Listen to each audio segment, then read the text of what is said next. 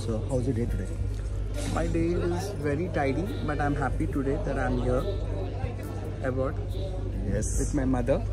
Very nice to see all of you all together. Yes, thanks. You made my day. Yes, Thank you very much. same here.